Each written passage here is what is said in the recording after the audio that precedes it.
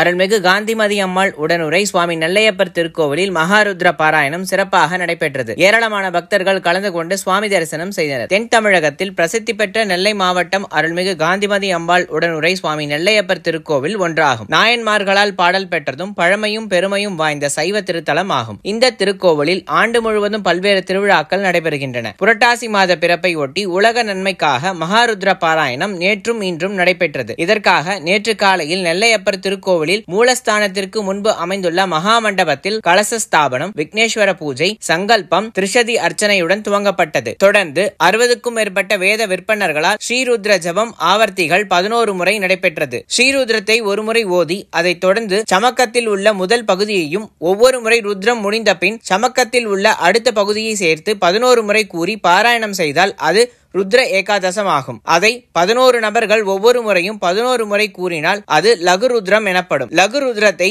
11 முறை கூறினால் அது மகாருத்ரம் ஆகும். இரண்டாம் நாளான இன்று காலை மகன்யாசம் நடைபெற்றது. தொடர்ந்து ஸ்ரீருத்ரம் 11 ஆவர்த்திகள் நடைபெற்று மகா பூர்ண ஆகுதி மற்றும் வசோதரா ஹோமம் நடைபெற்றது. அதனைத் தொடர்ந்து பூஜிக்கப்பட்ட கும்பதீர்த்தம் சுவாமி நெல்லையப்பர், அன்னை காந்திமதி அம்பாள் ஆகியோருக்கு உச்சிகால பூஜையுடன் அபிஷேகம் நடைபெற்றது. விழா ஏற்பாடுகளை சுவாமி நெல்லையப்பர் திருக்கோவில் அறங்காவலர் குழுவினர் மற்றும் திருக்கோவில் நிர்வாகத்தினர் மற்றும் நெல்லை சகஸ்ரநாம மண்டலினர் செய்திருந்தனர்.